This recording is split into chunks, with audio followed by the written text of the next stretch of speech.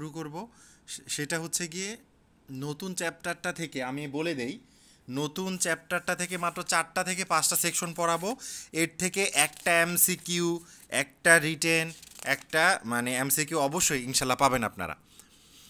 সেটা হচ্ছে গিয়ে 1 নম্বরে লিখেন 191, অসম্ভব গুরুত্বপূর্ণ 191। এখান থেকে এমসিকিউ তো থাকেই, রিটেনেও এবার থাকতে পারে আপনাদের। 191তে বলা আছে giving giving false false evidence, giving false evidence অর্থাৎ মিথ্যা সাক্ষ্য দেওয়া।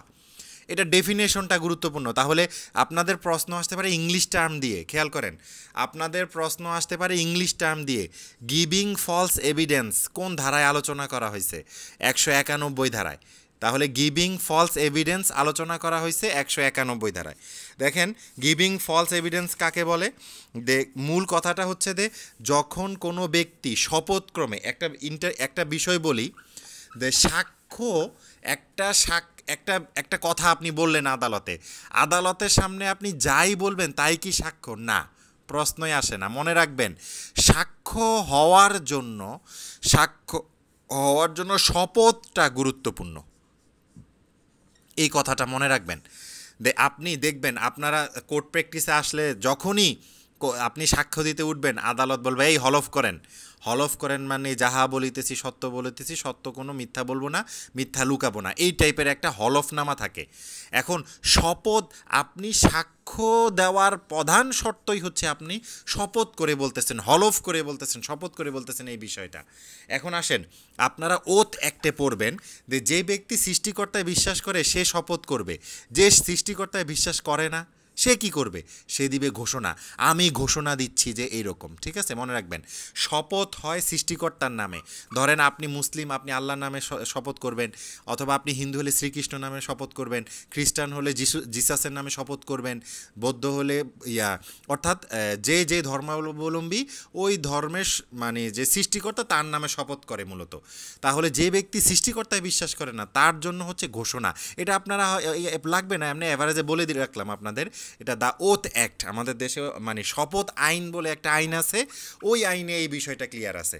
এখন আসেন মিথ্যা সাক্ষ্য 191তে বলা আছে মিথ্যা সাক্ষ্যদান, অর্থাৎ কোনো ব্যক্তি যদি শপথক্রমে, এই কথাটা লিখেন, আইনে বলা আছে কোনো ব্যক্তি যদি শপথক্রমে অথবা আইনের প্রকাশ্য বিধান বলে আইনত বাধ্য হয়ে এমন কোনো কিছু ঘোষণা করে অথবা এমন কোনো কিছু বলে, খেয়াল করেন, এমন কোনো কিছু বলে অথবা এমন কোনো কিছু লিখেন আপনারা, কোনো ব্যক্তি যদি শপথক্রমে, এই কথাটা লিখেন, কোনো ব্যক্তি যদি শপথক্রমে অথবা আইনত বাধ্য বলে এমন কোনো কথা বলে বা এমন কোনো ঘোষণা দেয় যেটা যা মিথ্যা। 1 নাম্বারটা হচ্ছে যা মিথ্যা, 1 নাম্বারটা খেয়াল করেন, যা মিথ্যা। 2 নাম্বারটা হচ্ছে যা সে মিথ্যা বলে জানে, একই, যা সে মিথ্যা বলে জানে। 2 নাম্বারটা যা একই, সব ঘুরে ফিরে একই কথা, এইটা যে সত্য না, এই সে যে কথাটা বলতেছে সেই কথাতে সত্য না, এটা সে মনে প্রাণে বিশ্বাস করে, তাহলে ধরে নেওয়া হবে যে ওই, এবং এটা যে সত্য না এটা সে বিশ্বাস করে, অথবা এটা যে মানে সত্য বলে এটা বিশ্বাস করে না, যেইভাবেই বলেন না কেন, তাহলে ধরে নেওয়া হবে ওই ব্যক্তি মিথ্যা সাক্ষ্য দিছে, গিভিং ফলস এভিডেন্স, মিথ্যা সাক্ষ্যদান। তাহলে মিথ্যা সাক্ষ্যদান কোন ধারায় আলোচনা করা হয়েছে? 191 ধারায়। গিভিং ফলস এভিডেন্স কোন ধারায় আলোচনা করা হয়েছে? 191 ধারায়। ডেফিনেশনটা কিভাবে লিখবেন? কোনো ব্যক্তি যদি, oath act 1873, thank you Ibrahim Khan. তাহলে কোনো ব্যক্তি যদি শপথক্রমে অথবা সে যদি কোনো কিছু বলে অথবা ঘোষণা করে, কি বলে? যা মিথ্যা, যা সে মিথ্যা বলে বিশ্বাস করে, যা সত্য না বলে সে বিশ্বাস করে, অথবা এটা যে সত্য বলে সে বিশ্বাস করে না, তাহলে ধরে নেওয়া হবে ওই ব্যক্তি মিথ্যা সাক্ষ্য দিছে। শেষ, এটা একটা বিষয়। 191। এরপরে আসেন 192, ফ্যাব্রিকেটিং। 192টা হচ্ছে বাংলা ছবির রিনা খানের কথা বলছে এখানে। বাংলা ছবির রিনা খানের মধ্যে দেখেন না, উনি কি করে, শাবানার ঘরে গিয়ে কি করে বলেন তো, আপনারা ভালো বলতে পারবেন। শাবানার ঘরে গিয়ে কি দিয়ে আসে? স্বর্ণের হার দিয়ে আসে। পরবর্তীতে সবাই শাবানারে চোর হিসেবে ধরে। তাহলে এই যে রিনা খান যে কাজটা করলো, সে ফ্যাব্রিকেটিং ফলস এভিডেন্স, মিথ্যা সাক্ষ্য তৈরি করলো। খেয়াল করেন, 191 হচ্ছে মিথ্যা সাক্ষ্য দেওয়া, আর 192 ধারাটা হচ্ছে মিথ্যা সাক্ষ্য তৈরি করা। লিখেন আপনারা, মিথ্যা সাক্ষ্য তৈরি করা, খুবই গুরুত্বপূর্ণ। ইংলিশটাও লিখেন, তৈরি করা। ইংলিশটা কি? আপনাদের ইংলিশ টার্মে কোয়েশ্চেন আসতে পারে। ফ্যাব্রিকেটিং, ফ্যাব্রিকেটিং, ফ্যাব্রিকেটিং, ফলস এভিডেন্স, মিথ্যা সাক্ষ্য তৈরি করা। ফ্যাব্রিকেটিং ফলস এভিডেন্স, মিথ্যা সাক্ষ্য তৈরি করা। তাহলে 192 ধারাটা হচ্ছে ফ্যাব্রিকেটিং ফলস এভিডেন্স বা মিথ্যা সাক্ষ্য তৈরি করা। খেয়াল করেন, মিথ্যা সাক্ষ্য তৈরি করা মানে কি? এই যে ধরেন আমি আশরাফুদ্দিন, কোনো একটা টাকা চুরি হয়েছে, কোনো একটা টাকা, আমি আশরাফুদ্দিন টাকা চুরি করে আমি কি করলাম, মনে করেন নজরুল সাহেবের মানিব্যাগে টাকাটা ঢুকিয়ে দিলাম, 1000 টাকা, অথবা ধরেন 1 লক্ষ টাকা, এটা ওনার মানিব্যাগ, অথবা ধরেন 10,000 টাকা ওনার মানিব্যাগে দিয়ে দিলাম। তাহলে এই যে আমি আশরাফুদ্দিন নজরুল সাহেবকে বিপদে ফেলার জন্য, মামলা খাওয়ার জন্য, অথবা অন্য কোনো পরিস্থিতি ফেলার জন্য 1000 টাকা তার দিয়ে দিলাম, এটা হচ্ছে ফ্যাব্রিকেটিং ফলস এভিডেন্স। শুধু এইটা না, আমি কোনো মিথ্যা সাক্ষ্য তৈরি করার জন্য ভুয়া দলিল তৈরি করলাম। তাহলে সাক্ষীর জন্য একটা ভুয়া দলিল তৈরি করলাম, তার মানে আমি ফ্যাব্রিকেটিং ফলস এভিডেন্স তৈরি করলাম। আপনারা বিভিন্ন মুভি দেখবেন, যে মুভিতে কি হয়, বিভিন্ন গোয়েন্দা বাহিনীর অফিসারদেরকে, গোয়েন্দা বাহিনীর কর্মকর্তাদেরকে বিভ্রান্ত করার জন্য অনেকগুলো ফ্যাব্রিকেটিং ফলস এভিডেন্স তৈরি করে, যেন গোয়েন্দা বাহিনীর কর্মকর্তারা ওই বিষয়গুলো নিয়ে মাথা ঘামাইতে গিয়ে মূল বিষয়টা তাদের চোখের আড়ালে চলে যায়। এটাকে বলা হয় ফ্যাব্রিকেটিং ফলস এভিডেন্স বা মিথ্যা সাক্ষ্য তৈরি করা। ঠিক আছে, এখানে আপনি দেখবেন কোনো ব্যক্তি যদি কোনো বই, এখানে লেখা আছে 192 ধারায় অনেকগুলো কথা আছে, আপনারা নিজেদের মতো করে বানায় লিখবেন। কোনো ব্যক্তি যদি কোনো বই, কোনো রেকর্ড, কোনো বই, কোনো রেকর্ড, এরপরে কোনো অবস্থার সৃষ্টি করে, অথবা কোনো মিথ্যা বিবরণী লিপিবদ্ধ করে। ধরেন জরিনারে রেপ করছে পিন্টু, এখন এই পিন্টু ওই দিন ঢাকায় ছিল, এখন পিন্টুকে চট্টগ্রামে দেখানোর জন্য আপনি দেখাইলেন যে ওই দিন পিন্টু চট্টগ্রামে, এই যে দেখেন পিন্টু সাইন করছে, পিন্টুর এইখানে সাইন আছে, পিন্টু হোটেলে অবস্থান করছে, পিন্টুর সাইন। তার মানে আপনি ফ্যাব্রিকেটিং ফলস এভিডেন্স, মিথ্যা বিবরণ লিপিবদ্ধ করলেন, মিথ্যা দলিল প্রণয়ন করলেন, অথবা মিথ্যা ঘটনা তৈরি করলেন। এই জিনিসগুলো আপনি আদালতের সামনে তৈরি করে আদালতের সামনে উপস্থাপন করলেন, তখন ধরে নেওয়া হবে আপনি ফ্যাব্রিকেটিং ফলস এভিডেন্স বা মিথ্যা সাক্ষ্য তৈরি করছেন। 192 ধারাটা আমি আবার বলতেছি, 192 ধারায় বলা আছে ফ্যাব্রিকেটিং ফলস এভিডেন্স বা মিথ্যা সাক্ষ্য তৈরি করা। মিথ্যা সাক্ষ্য তৈরি করাটা বিষয়টা কি? সেটা হচ্ছে গিয়ে, আপনি যখন কোনো মামলাকে ভুল প্রমাণ করার জন্য কোনো দলিল তৈরি করলেন, কোনো লিপিবদ্ধ বিবরণ তৈরি করলেন, কোনো ব্যবস্থা তৈরি করলেন, অর্থাৎ কোনো অস্তিত্ব সৃষ্টি করলেন আপনি, যেটার আদৌ অস্তিত্ব ছিল না, সেই অস্তিত্ব সৃষ্টি করলেন, তাহলে আইন বলতেছে আপনি ফ্যাব্রিকেটিং ফলস এভিডেন্স বা মিথ্যা সাক্ষ্য তৈরি করছেন। যেমন বর্তমানে এই কথাটা নিয়ে বেশি চর্চা হচ্ছে, এই কথাগুলো খুবই গুরুত্বপূর্ণ। যেমন বিডিআর বিদ্রোহতে এই যে বলা হয়েছে যে অনেক অফিসাররা তারা ফ্যাব্রিকেটিং ফলস এভিডেন্স, একটা হচ্ছে সাক্ষ্য, মানে তারা মিথ্যা সাক্ষ্য, অনেকগুলো মিথ্যা সাক্ষ্য তৈরি করছে, এটা একটা বিষয়। আবার অনেকে কি করছে, সাক্ষ্য একেবারে অদৃশ্য করে দিছে। এই ধারাটাও আপনাদেরকে পড়াইছি, মনে আছে কি না? সাক্ষ্য অদৃশ্য করে দেওয়া, ডিসপার্স করে দেওয়া। ঠিক আছে, তাহলে এই ফ্যাব্রিকেটিং ফলস এভিডেন্স, তাহলে আমি আবার বলতেছি, খেয়াল করেন, 191 ধারায় বলা আছে গিভিং ফলস এভিডেন্স, 191 ধারায় বলা আছে, আর 192 ধারায় বলা আছে ফ্যাব্রিকেটিং ফলস এভিডেন্স বা মিথ্যা সাক্ষ্য তৈরি করা। এখন চলেন চট করে আমরা শাস্তি, পানিশমেন্টে চলে যাই। 193 ধারা শাস্তি। 193 ধারার শাস্তিটা কি? 193 ধারার শাস্তিটা হচ্ছে, কোনো ব্যক্তি যদি জুডিশিয়াল অর্থাৎ বিচার বিভাগীয় ক্ষেত্রে, বিচারিক ক্ষেত্রে, কোনো ব্যক্তি যদি বিচারিক ক্ষেত্রে মিথ্যা সাক্ষ্য দেয়, তাহলে তার শাস্তি হচ্ছে 7 বছর কারাদণ্ড, 7 বছর কারাদণ্ড এবং অর্থদণ্ড। লিখেন, আমি প্লাস দিয়ে এবং বুঝাচ্ছি। ঠিক আছে, কোনো ব্যক্তি যদি বিচারিক ব্যবস্থায় কোনো ব্যক্তি যদি বিচার ব্যবস্থায়, কোনো ব্যক্তি যদি বিচার মানে জুডিশিয়াল ম্যাটারে বিচারিক মানে এটা বলতে জুডিশিয়াল ম্যাটার অর্থাৎ বিচার বিভাগীয় কার্যক্রমে, এটা আরও সুন্দর বাংলাটা হচ্ছে বিচার বিভাগীয় কার্যক্রমে কোনো ব্যক্তি যদি মিথ্যা সাক্ষ্য দেয় অথবা মিথ্যা সাক্ষ্য তৈরি করে তাহলে ওই ব্যক্তির শাস্তি হচ্ছে 7 বছর কারাদণ্ড এবং অর্থদণ্ড। আর অন্যান্য ক্ষেত্রে অর্থাৎ সরকারি অথবা অন্যান্য ক্ষেত্রে, অন্য সকল ক্ষেত্রে যদি কোনো ব্যক্তি মিথ্যা, ধরেন সরকারি অন্যান্য যে সকল সাব রেজিস্ট্রারের যে সকল কাজ আছে, এসি ল্যান্ডের কাজ আছে, অথবা অন্যান্য ক্ষেত্রে যদি কোনো ব্যক্তি মিথ্যা সাক্ষ্য দেয় অথবা মিথ্যা সাক্ষ্য তৈরি করে তাহলে তার শাস্তি হচ্ছে 3 বছর কারাদণ্ড এবং অর্থদণ্ড। 3 বছর কারাদণ্ড এবং অর্থদণ্ড। আমি আবার বলতেছি, এই ধারাটা আপনাদের পরীক্ষার জন্য খুবই গুরুত্বপূর্ণ। কোনো ব্যক্তি যদি বিচার বিভাগীয় কার্যক্রমে মিথ্যা সাক্ষ্য দেয় তাহলে তার শাস্তি হচ্ছে 7 বছর কারাদণ্ড এবং অর্থদণ্ড।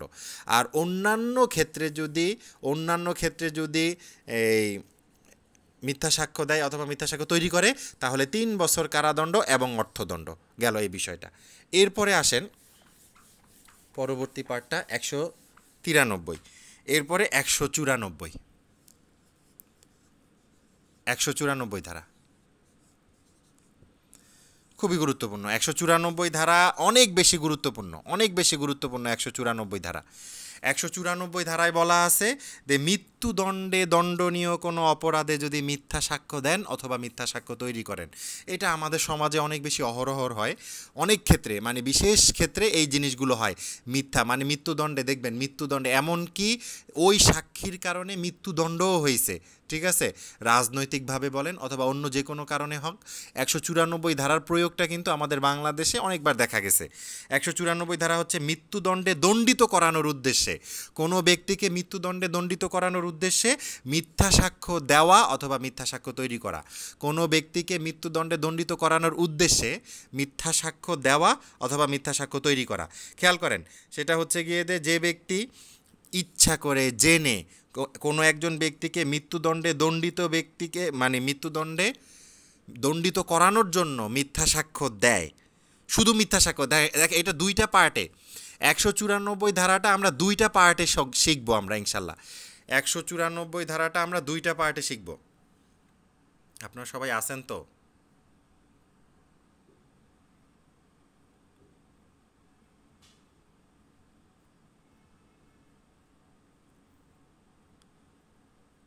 আচ্ছা, যারা জয়েন করেন রেকর্ডিং তো দেখবেন তারা। আচ্ছা, আমরা 2টা পার্টে পড়বো 194 ধারা, আমরা 2টা পার্টে পড়বো। সেটা হচ্ছে গিয়ে প্রথম পার্টটা হচ্ছে যে শুধুমাত্র মৃত্যুদণ্ডে দণ্ডনীয় অপরাধের জন্য আপনি মিথ্যা সাক্ষ্য দিয়েছেন অথবা মিথ্যা সাক্ষ্য তৈরি করছেন, শেষ। মিথ্যা সাক্ষ্য দিয়েছেন অথবা মিথ্যা সাক্ষ্য তৈরি করছেন, শুধুমাত্র এতটুকু কাজ। তাহলে শাস্তি কি? শাস্তি হচ্ছে যাবজ্জীবন কারাদণ্ড, হ্যাঁ, যাবজ্জীবন কারাদণ্ড বা 10 বছর কারাদণ্ড, 10 বছর কারাদণ্ড এবং অর্থদণ্ড প্লাস অর্থদণ্ড, এভাবে লিখলাম। যাবজ্জীবন কারাদণ্ড বা 10 বছর কারাদণ্ড পর্যন্ত কারাদণ্ড এবং অর্থদণ্ড, একটা পার্ট। এখন আসেন দ্বিতীয় পার্টটা ভয়ঙ্কর। 194 ধারাটা আমি আবার বলতেছি, খেয়াল করেন, 2টা পার্ট। প্রথম পার্টটা হচ্ছে আপনি মিথ্যা সাক্ষ্য দিছেন, শুধুমাত্র দিছেন, তাহলে শাস্তি হচ্ছে যাবজ্জীবন কারাদণ্ড বা 10 বছর পর্যন্ত কারাদণ্ড এবং অর্থদণ্ড, শেষ। এই একটা বিষয়, একটা পার্ট শেষ, প্রথম পার্ট, ফার্স্ট পার্ট। সেকেন্ড পার্টটা কি দেখেন? সেকেন্ড পার্টটা হচ্ছে যে আপনি মিথ্যা সাক্ষ্য দিছেন, আপনার মিথ্যা সাক্ষ্যের উপর ভিত্তি করে আদালত ওই ব্যক্তিকে ফাঁসি দিয়ে দিছে এবং ওই ফাঁসিটা কার্যকরও হয়ে গেছে। তখন কি হবে? তখন শাস্তি হচ্ছে আপনারও মৃত্যুদণ্ড বা যাবজ্জীবন কারাদণ্ড বা 10 বছর কারাদণ্ড এবং অর্থদণ্ড। লিখেন, এটা খুবই গুরুত্বপূর্ণ, আপনাদের পরীক্ষার জন্য খুবই গুরুত্বপূর্ণ। 194 ধারাটা মৃত্যুদণ্ডে দণ্ডনীয় অপরাধে যদি আপনি মিথ্যা সাক্ষ্য দেন অথবা মিথ্যা সাক্ষ্য তৈরি করেন তাহলে শাস্তি কি হবে। আমি আবার বলতেছি, 194 ধারা হচ্ছে মৃত্যুদণ্ডে দণ্ডনীয় কোনো অপরাধে যদি আপনি মিথ্যা সাক্ষ্য দেন অথবা মিথ্যা সাক্ষ্য তৈরি করেন তাহলে শাস্তি কি হবে। শাস্তিটা দুইটা পার্টে পড়ব। আপনি শুধুমাত্র মৃত্যুদণ্ডে দণ্ডনীয় অপরাধে মিথ্যা সাক্ষী দিছেন, প্রথম পার্টটা হচ্ছে শুধুমাত্র দিছেন আর কিছু না, তখন শাস্তি হচ্ছে যাবজ্জীবন কারাদণ্ড বা 10 বছর পর্যন্ত কারাদণ্ড এবং অর্থদণ্ড। আর দ্বিতীয় পার্টটা খুবই ভয়ঙ্কর, আপনি মৃত্যুদণ্ডে দণ্ডনীয় অপরাধের জন্য মিথ্যা সাক্ষী দিছেন, আপনার এই মিথ্যা সাক্ষীর উপর ভিত্তি করে আদালত মৃত্যুদণ্ড দিছে এবং ওই মৃত্যুদণ্ড কার্যকরও হয়ে গেছে, তাহলে আইন বলতেছে আপনার শাস্তি হচ্ছে মৃত্যুদণ্ড বা যাবজ্জীবন কারাদণ্ড বা 10 বছর কারাদণ্ড এবং অর্থদণ্ড। ঠিক আছে, কিন্তু আইনে লেখা আছে মৃত্যুদণ্ড এবং এতদ পূর্বে দণ্ডিত। আমি এটা ভেঙে দিলাম যেন আপনাদের বুঝতে সহজ হয়। ঠিক আছে, আইনে বলা আছে মৃত্যুদণ্ড এবং এতদ পূর্বে মানে এই ধারার বর্ণিত। দেখেন মৃত্যুদণ্ড, পরে এই ধারাটা পুরোটা লিখে উঠাই দিবেন এটা। ঠিক আছে, গেল। এখন আসেন আমি আপনাদেরকে আসল কথাটা বলি, সেটা হচ্ছে গিয়ে 191, 191, 192, 193, 194 এই 4টা ধারা থেকে ইনশাল্লাহ অবশ্যই একটা এমসিকিউ পাবেন ইনশাল্লাহ। ইনশাল্লাহ আমার মন অনেক বেশি সাপোর্ট দিচ্ছে, অনেক বেশি বলতেছে যে 2024 সালে আপনারা একটা এমসিকিউ অবশ্যই পাবেন। এখন আসেন এইখান থেকে 5 মার্কের একটা রিটেনও পাইতে পারেন। আমি যে কথাগুলো বললাম এইভাবে লিখলেও আশা করি একেবারে 4-এ 5 অন্তত পাবেন ইনশাল্লাহ, যদি বেসিক ক্লিয়ার করে উদাহরণসহ লিখতে পারেন। এটা একটা বিষয়। ঠিক আছে, এরপরে আসেন আমি দুঃখের বিষয় বলি আপনাদের। দুঃখের বিষয়টা হচ্ছে কি এখানে শেষ, এই চ্যাপ্টারটা এখানে শেষ, আমরা নতুন চ্যাপ্টার শুরু করবো ইনশাল্লাহ। ঠিক আছে, এখন আসেন দুঃখের বিষয়টা হচ্ছে গিয়ে আপনারা হাতে গোনা কয়েকজন মাত্র পরীক্ষা দিছেন, এটা একটা দুঃখের বিষয়। এতজন স্টুডেন্ট, 200-250-300 স্টুডেন্টের মধ্যে অল্প কয়েকজন পরীক্ষা দিছেন, বাকিরা পরীক্ষা কেন দেন নাই আমি বুঝতে পারি নাই। কেন আপনারা বাকিরা পরীক্ষা দিচ্ছেন না? যাক, এটা পরীক্ষা না দিচ্ছেন মানে আপনি আপনার নিজের ক্ষতি করতেছেন। যারা পরীক্ষা দিচ্ছেন ভালো, যারা পরীক্ষা দিচ্ছেন না এটার অর্থ হচ্ছে যে আপনি নিজের ক্ষতি নিজে করতেছেন।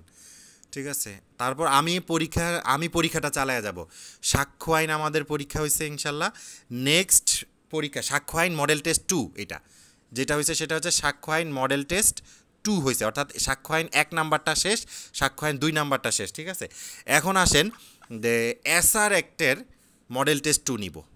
এসআর অ্যাক্ট, আমি আগের আইনগুলো যারা নতুন জয়েন করছেন তারা আপনারা যতটুকু পারেন পড়বেন, আমার আগের রেকর্ডিংগুলো আছে, রেকর্ডিংগুলো দেখবেন, নোট করে ফেলবেন। এসআর অ্যাক্ট পরীক্ষা হবে আজকে কী বার? মঙ্গলবার, এই শনিবার ইনশাল্লাহ। এই শনিবার আপনাদের এসআর অ্যাক্ট 2 মডেল টেস্ট 2 হবে রাত 9টা থেকে ইনশাল্লাহ, রাত 9টা থেকে 1 ঘন্টা 100 মার্কের একটা পরীক্ষা হবে ইনশাল্লাহ। ঠিক আছে, আর দ্বিতীয় আরেকটা বিষয় হচ্ছে গিয়ে ড্রাফটিংয়ে আমি নারাজি পিটিশন পর্যন্ত পড়াইছিলাম আপনাদেরকে, আর এরপরে হচ্ছে গিয়ে আমি ভুলে গেছি। ইনশাল্লাহ কালকে কেউ একজন অবশ্যই, আমি কোর্টে গেলে আমাকে মনে করাই দিবেন, আমি কালকে আপনাদের একটা ডিসচার্জ পিটিশন দিব 241-এর এ ডিসচার্জ ম্যাজিস্ট্রেট কোর্টের ডিসচার্জ পিটিশন, অর্থাৎ ডিসচার্জ পিটিশনটা দিব আর ওয়ারেন্টের পিটিশনটা দিব। মনে করাই দিবেন, আমি একেবারে ভুলে যাই। ঠিক আছে, একটু মনে করাই দিবেন। কালকে আমি এই 2টা ছবি আপনাদের গ্রুপে দিয়ে দিব ইনশাল্লাহ। কালকে আমি ডিসচার্জ পিটিশন আর ওয়ারেন্টের পিটিশনটা আপনাদেরকে দেখাই দিব, আশা করি ড্রাফটিংটা দেখাই দিব ইনশাল্লাহ। আশা করি খুব সহজ হবে আপনাদের, দেখবেন খুব সহজ। ড্রাফটিংয়ের বিষয়ে আশা করি আপনাদের ধারণা হয়েছে, কারণ অনেকগুলো ড্রাফটিং আপনারা দেখছেন, যেমন জামিনের আবেদন দেখছেন, এরপরে হচ্ছে জামিনের আবেদন, এরপরে নারাজি পিটিশন, এরপরে হচ্ছে টাইম পিটিশন, সময়ের আবেদন, এই জিনিসগুলো আপনারা দেখছেন। আশা করি ইনশাল্লাহ আর সিআর মামলা কীভাবে করে ওইটাও দেখছেন।